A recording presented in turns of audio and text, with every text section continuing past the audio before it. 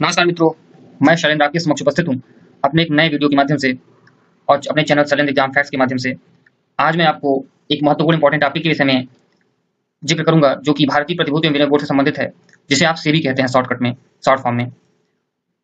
सेबी की विभिन्न चीजें, ये सेबी संस्था किस लिए बनाई गई और वित्त विभाग से इसका किस तरह संबंध है, डिफरेंट प्रकार के जो गतिविधियां होती हैं शेयर मार्केट की विभिन्न प्रकार की, उससे इसका क्या रिलेशन है और क्यों ये संस्था अब आज के दौर में ज्यादा प्रासंगिक हो गई है। इन सब मुद्दों पे आज हम चर्चा करेंगे और इन सब विषयों में हम आज देखेंगे कि सेबी की उपयोगिता कैसे आज के दौर में बढ़ जाती है, कि जिस दौर में व्यापार अपने अपने चरम पे है और प्रमुख आप व्यापार का युग कर सकते हैं, जो कि अधिकतर लोगों को इससे रोजगार मिला हुआ है, कंपनियों के नियमन के लिए विभिन्न नियम बनाए जा रहे हैं, तो उस समय सेबी की प्रासंगिकता बहुत बढ़ जाती है। तो चलिए हम इंपॉर्टेंट फैक्ट देख लेते हैं। तो पहला हमारा फैक्ट है, तो चलिए एक चीज और देख लेते हैं इसके पहले, टॉपिक पे आने से पहले, कि सेबी का फुल फॉर्म जो होता है, सेबी SEBI, तो उसको इंग्लिश में क्या कहते हैं, क्योंकि कहीं कहीं ये सीधा इंग्लिश में ही लिखा रहता है और फुल फॉर्म में लिखा रहता है। तो भारतीय प्रतिभूति एवं विनिमय बोर्ड, बहुत आजकल बहुत से ऐसे शब्द हैं जो इंग्लिश में यूज होते हैं, हिंदी मीडियम के पेपर्स में भी इंग्लिश में यूज होता है, इसलिए हमें इंग्लिश जाननी जरूरी है। तो लिखा रहेगा आपका the securities and exchange board of India, तो आप उसका मतलब भी यही समझेंगे, सेबी। चलिए अब पहले फैक्ट पे हम आएंगे। सेबी की स्थापना 12 अप्रैल 1988 ईस्वी को हुई और किस रूप में हुई, एक गैर संवैधानिक संस्था के रूप में हुई। ठीक है, मतलब इसको संवैधानिक दर्जा नहीं प्राप्त हुआ था। संवैधानिक संस्थाओं को आप बदल नहीं सकते और जो संस्थाएं बिना संवैधानिक उसमें संशोधन करके उसको परिवर्तित किया सकता है नियम कानून में। तो सेकंड टॉपिक है, वैधानिक दर्जा 30 जनवरी 1992 को प्रदान किया गया। कब? 30 जनवरी 1992 को प्रदान किया गया। चलिए आगे देखेंगे, मुख्यालय इसका कहाँ पे है, तो मुख्यालय पूछता है एग्जाम में, तो मुंबई में है। और ऐसे भी इसको याद करने का तरीका है कि सेबी चूंकि व्यापार से संबंधित है, व्यापार की चीजों को नियंत्रित करता है, कंपनियों से संबंधित है, तो आप चूंकि आर्थिक राजधानी भारत की मुंबई कही जाती है, तो इस हिसाब से दिमाग में आप इसको जनरल आइडिया से सेट कर लेंगे। ठीक है, और कहाँ है, बांद्रा के कुर्ला परिसर के व्यावसायिक जिले में है। ठीक है, तो जो कि व्यावसायिक जिला है। नेक्स्ट पॉइंट देखेंगे, अब कभी कभी पूछता है कि निम्नलिखित में से किस स्थान पर सेबी का कार्यालय नहीं है, तो आप ध्यान रखेंगे कि सेबी का कार्यालय जिन स्थानों पर है वो मैं बता दे रहा हूं, तो आपको नहीं वाला ऑप्शन पता चल जाएगा। तो नई दिल्ली, कोलकाता, चेन्नई, अहमदाबाद, इन स्थानों पर सेबी के कार्यालय है। ध्यान रखिएगा, कभी ऐसे पूछ लेता है कि उत्तरी एरिया का कार्यालय सेबी का कहाँ है, दक्षिणी एरिया का कार्यालय कहाँ है, पूर्व क्या कहते हैं, पूर्व की का कार्यालय किधर है और पश्चिम का कार्यालय किधर है। ठीक है, ऐसे पूछता करेंगे, तो आप इस तरह ध्यान रखेंगे, देखिए आप दिशाओं को सेट करके फिट कर लेंगे, उत्तर, दक्षिण, पूर्व, पश्चिम में।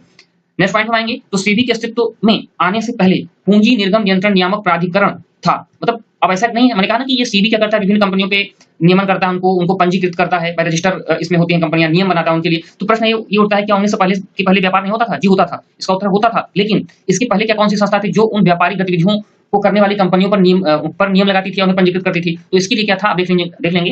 तो आजादी के समय पर, लगभग जब भारत आजाद हुआ उस समय और आजादी के पहले, ऐसा था, एक संस्था थी। तो संस्था कौन सी थी? तो संस्था थी पूंजी निर्गम नियंत्रण नियामक प्राधिकरण, पूंजी निर्गम नियंत्रण, ठीक है, निर्गम नियंत्रण नियामक प्राधिकरण था, जिसे पूंजी मुद्दे अधिनियम 1947 के अंतर्गत अधिकार प्राप्त थे। तो एक पूंजी मुद्दा अधिनियम 1947 के अंतर्गत इसको अधिकार प्राप्त थे, जो कंपनी अभी जो मैंने ऊपर जो संस्था बताई, इस संस्था को अधिकार प्राप्त थे कंपनियों पर नियम बनाने के, पंजीकरण के, ये सब तमाम ऐसे अधिकार प्राप्त थे जो सेबी को प्राप्त हैं। ठीक है, लेकिन आजाद भारत में जैसे जैसे उद्योगों का विकास व्यापक स्तर पर होने लगा, तो इसके विकास का महत्व और ना, उसमें सेबी की आवश्यकता महसूस हुई, फिर सेबी की स्थापना की गई। चलिए अब अगला टॉपिक क्या है, सेबी के प्रबंधक।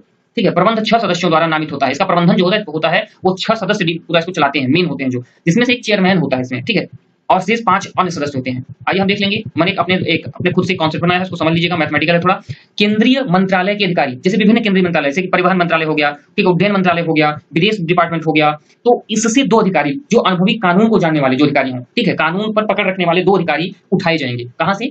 इन विभागों से। थोड़ा आपको आनंद होगा कि इस विभाग से 2 अधिकारी आपने उठा लिए, केंद्रीय मंत्रालय से। चलिए 2 ये हो गया। नेक्स्ट, आप भारतीय रिजर्व बैंक से एक सदस्य को उठा लीजिए, कोई जो कानून का बहुत अच्छा ज्ञाता हो।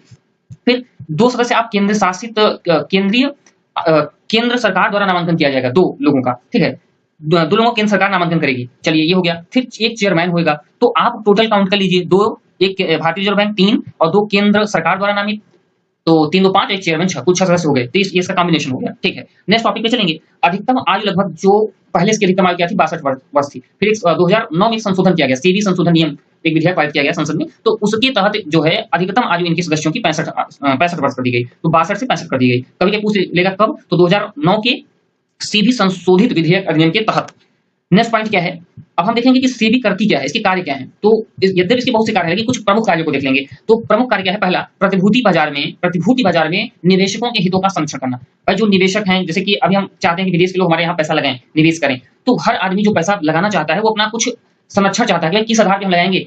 तो सेबी उनको उचित माहौल मुहैया कराती है, नियम बनाती है, भाई एक उनको प्लेस देगी, वहाँ नियम बनाएगी, रेगुलेशन बनाएगी, तब वो कहेंगे हाँ ठीक है हम आएंगे। बहुत ज्यादा कर का पूरा सिस्टम बताएगी कि हमारे यहाँ टैक्स लगेगा आपके ऊपर। अगर उनको लगेगा भाई बहुत ज्यादा टैक्स क्यों आएगा, तो सीबी का ऐसा काम होता है। पहला, निवेशकों का सारा सीधे से समझेंगे कि निवेशकों के हितों का संरक्षण फर्स्ट। सेकंड क्या है, स्टॉक एक्सचेंज। आप जानते हो कि भारत में विभिन्न स्टॉक एक्सचेंज हैं, तो स्टॉक एक्सचेंजों तथा किसी भी अन्य प्रतिभूति बाजार के व्यवसाय का नियमन करना, तो स्टॉक एक्सचेंजों का नियमन करती है, इसका एक काम ये भी है, ठीक है, जो विभिन्न स्टॉक एक्सचेंज है।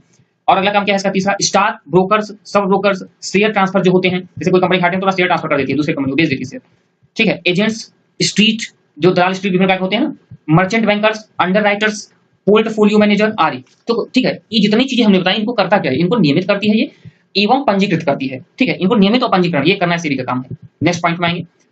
अगला इसका क्या है काम, अगला काम इसका है प्रतिभूतियों के बाजार से संबंधित अनुचित व्यवहारों को समाप्त करना।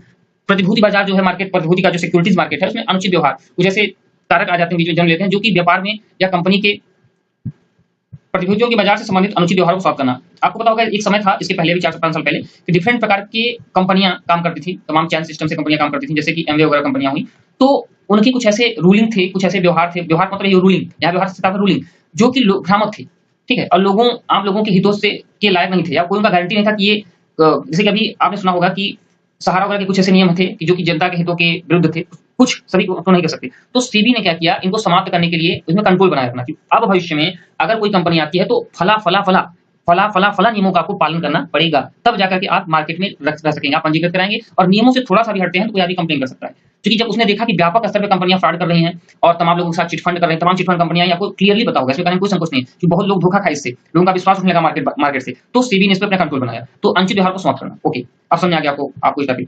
नेक्स्ट पॉइंट है लास्ट, प्रतिभूतियों जिसको आप सिक्योरिटीज कहते हैं कि इनसाइडर ट्रेडिंग पर रोक लगाना, ठीक है, ये भी इसका एक कार्य है। चलिए अब नेक्स्ट पॉइंट देखेंगे हम,